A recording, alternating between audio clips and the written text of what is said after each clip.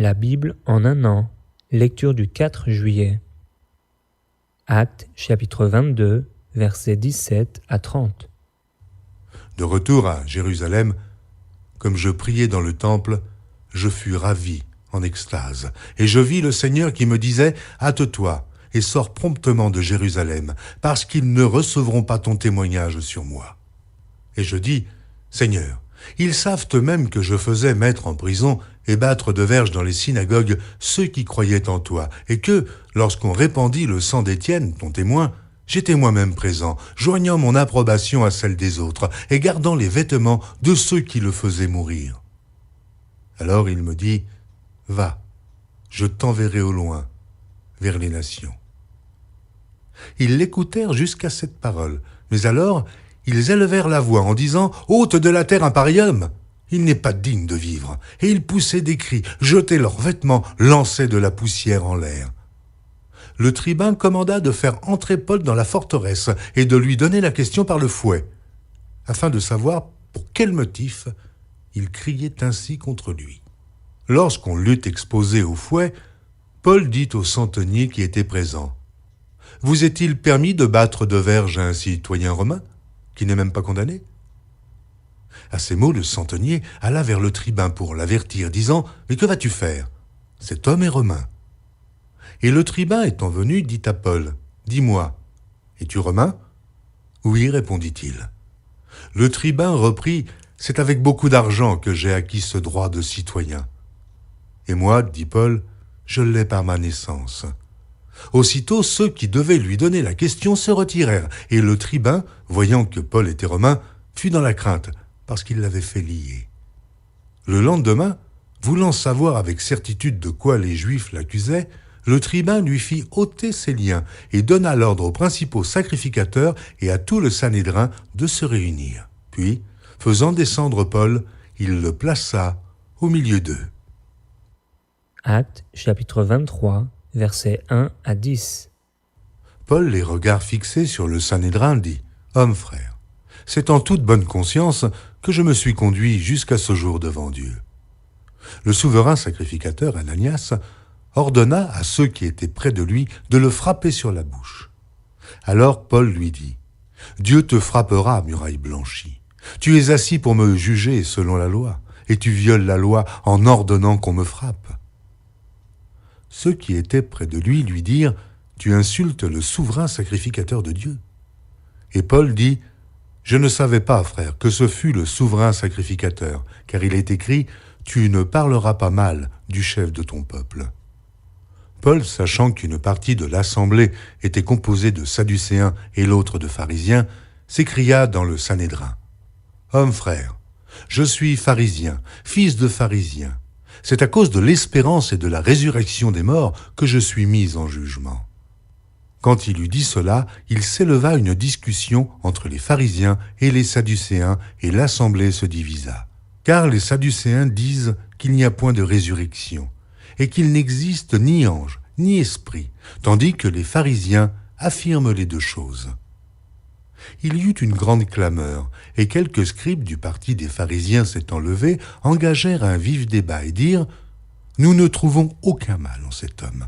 Peut-être un esprit ou un ange lui a-t-il parlé ?» Comme la discorde allait croissant, le tribun, craignant que Paul ne fût mis en pièces par ces gens, fit descendre les soldats pour l'enlever du milieu d'eux et le conduire à la forteresse. 2 Rois, chapitre 23, versets 31 à 37. Joachaz avait 23 ans lorsqu'il devint roi, et il régna 3 mois à Jérusalem. Sa mère s'appelait Hamutal, fille de Jérémie, de Libna. Il fit ce qui est mal aux yeux de l'Éternel, entièrement comme avaient fait ses pères. Pharaon Nécho l'enchaîna à Ribla, dans le pays de Hamath, pour qu'il ne régnât plus à Jérusalem. Et il mit sur le pays une contribution de 100 talents d'argent et d'1 talent d'or. Et Pharaon Nécho établit roi Éliakim, fils de Josias, à la place de Josias, son père, et il changea son nom en celui de Joachim. Il prit Joachaz, qui alla en Égypte, et y mourut. Joachim donna à Pharaon l'argent et l'or, mais il taxa le pays pour fournir cet argent d'après l'ordre de Pharaon.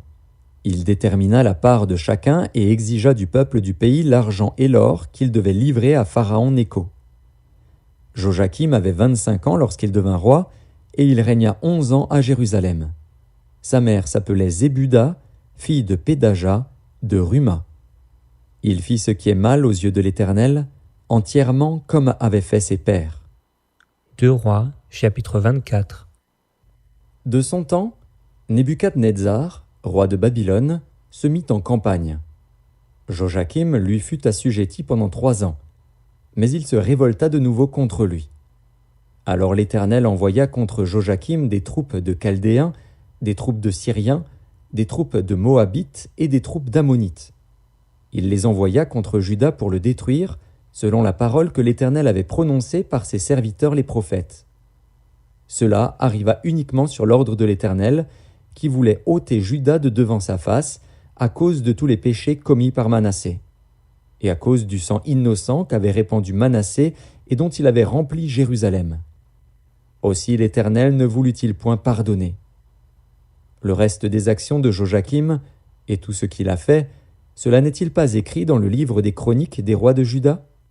Joachim se coucha avec ses pères, et Joachim, son fils, régna à sa place. Le roi d'Égypte ne sortit plus de son pays, car le roi de Babylone avait pris tout ce qui était au roi d'Égypte depuis le torrent d'Égypte jusqu'au fleuve de l'Euphrate. Joachim avait 18 ans lorsqu'il devint roi, et il régna 3 mois à Jérusalem. Sa mère s'appelait Nehushta, fille d'Elnathan, de Jérusalem. Il fit ce qui est mal aux yeux de l'Éternel, entièrement comme avait fait son père. En ce temps-là, les serviteurs de Nebuchadnezzar, roi de Babylone, montèrent contre Jérusalem, et la ville fut assiégée. Nebuchadnezzar, roi de Babylone, arriva devant la ville pendant que ses serviteurs l'assiégeaient. Alors Joachim, roi de Juda, se rendit auprès du roi de Babylone, avec sa mère, ses serviteurs, ses chefs et ses eunuques. Et le roi de Babylone le fit prisonnier, la 8e année de son règne. Il tira de là tous les trésors de la maison de l'Éternel et les trésors de la maison du roi. Et il brisa tous les ustensiles d'or que Salomon, roi d'Israël, avait fait dans le temple de l'Éternel, comme l'Éternel l'avait prononcé. Il emmena en captivité tout Jérusalem, tous les chefs et tous les hommes vaillants, au nombre de 10 000 exilés, avec tous les charpentiers et les serruriers. Il ne resta que le peuple pauvre du pays. Il transporta Joachim à Babylone. Et il emmena captif de Jérusalem à Babylone la mère du roi, les femmes du roi et ses eunuques, et les grands du pays, tous les guerriers au nombre de 7 000, et les charpentiers et les serruriers au nombre de 1 000, tout homme vaillant et propre à la guerre. Le roi de Babylone les emmena captifs à Babylone. Et le roi de Babylone établit roi, à la place de Joachim, Mathania, son oncle, dont il changea le nom en celui de Sédécias. Sédécias avait 21 ans lorsqu'il devint roi, et il régna 11 ans à Jérusalem. Sa mère s'appelait Hamutal, fille de Jérémie, de Libna. Il fit ce qui est mal aux yeux de l'Éternel, entièrement comme avait fait Joachim. Et cela arriva à cause de la colère de l'Éternel contre Jérusalem et contre Juda, qu'il voulait rejeter de devant sa face. Et Sédécias se révolta contre le roi de Babylone. 2 Rois, chapitre 25. La 9e année du règne de Sédécias, le 10e jour du 10e mois, Nebuchadnezzar, roi de Babylone, vint avec toute son armée contre Jérusalem. Il campa devant elle et éleva des retranchements tout autour. La ville fut assiégée jusqu'à la 11e année du roi Sédécias. Le 9e jour du mois, la famine était forte dans la ville, et il n'y avait pas de pain pour le peuple du pays. Alors la brèche fut faite à la ville, et tous les gens de guerre s'enfuirent de nuit par le chemin de la porte entre les 2 murs près du jardin du roi, pendant que les Chaldéens environnaient la ville. Les fuyards prirent le chemin de la plaine. Mais l'armée des Chaldéens poursuivit le roi et l'atteignit dans les plaines de Jéricho, et toute son armée se dispersa loin de lui. Ils saisirent le roi et le firent monter vers le roi de Babylone à Ribla. Et l'on prononça contre lui une sentence. Les fils de Sédécias furent égorgés en sa présence, puis on creva les yeux à Sédécias, on le lia avec des chaînes d'airain, et on le mena à Babylone. Le 7e jour du 5e mois, c'était la 19e année du règne de Nebuchadnezzar, roi de Babylone, Nebuzaradan, chef des gardes, serviteur du roi de Babylone, entra dans Jérusalem. Il brûla la maison de l'Éternel, la maison du roi, et toutes les maisons de Jérusalem. Il livra au feu toutes les maisons de quelque importance. Toute l'armée des Chaldéens, qui était avec le chef des gardes, démolit les murailles formant l'enceinte de Jérusalem. Nebuzaradan, chef des gardes, emmena captifs ceux du peuple qui étaient demeurés dans la ville, ceux qui s'étaient rendus au roi de Babylone, et le reste de la multitude. Cependant le chef des gardes laissa comme vignerons et comme laboureurs quelques-uns des plus pauvres du pays. Les Chaldéens brisèrent les colonnes d'airain qui étaient dans la maison de l'Éternel, les bases, la mer d'airain qui était dans la maison de l'Éternel, et ils en emportèrent l'airain à Babylone. Ils prirent les cendriers, les pelles, les couteaux, les tasses et tous les ustensiles d'airain avec lesquels on faisait le service. Le chef des gardes prit encore les brasiers et les coupes, ce qui était d'or et ce qui était d'argent. Les 2 colonnes, la mer et les bases, que Salomon avait faites pour la maison de l'Éternel, tous ces ustensiles d'airain avaient un poids inconnu.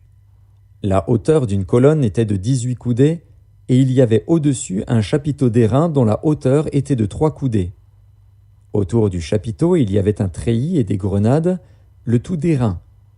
Il en était de même pour la seconde colonne avec le treillis. Le chef des gardes prit Seraja, le souverain sacrificateur, Sophonie, le second sacrificateur et les 3 gardiens du seuil. Et dans la ville, il prit un eunuque qui avait sous son commandement les gens de guerre, 5 hommes qui faisaient partie des conseillers du roi et qui furent trouvés dans la ville, le secrétaire du chef de l'armée qui était chargé d'enrôler le peuple du pays et 60 hommes du peuple du pays qui se trouvèrent dans la ville. Nebuzaradan, chef des gardes, les prit et les conduisit vers le roi de Babylone à Ribla.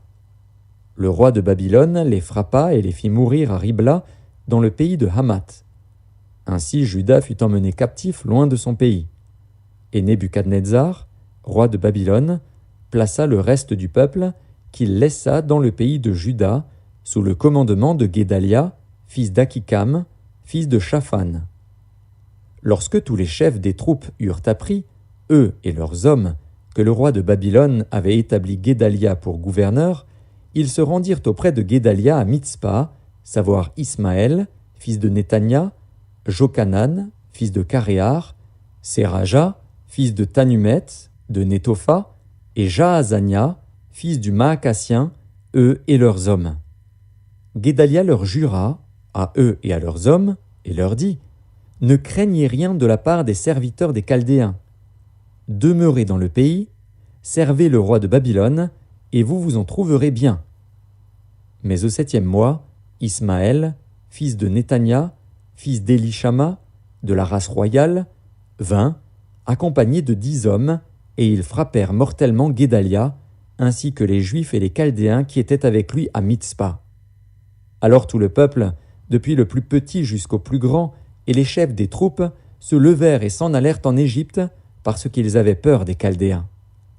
La 37e année de la captivité de Joachim, roi de Juda, le 27e jour du 12e mois, Évil-Mérodach, roi de Babylone, dans la première année de son règne, releva la tête de Joachim, roi de Juda, et le tira de prison. Il lui parla avec bonté, et il mit son trône au-dessus du trône des rois qui étaient avec lui à Babylone. Il lui fit changer ses vêtements de prison, et Joachim mangea toujours à sa table tout le temps de sa vie. Le roi pourvut constamment à son entretien journalier tout le temps de sa vie. Psaume, chapitre 2.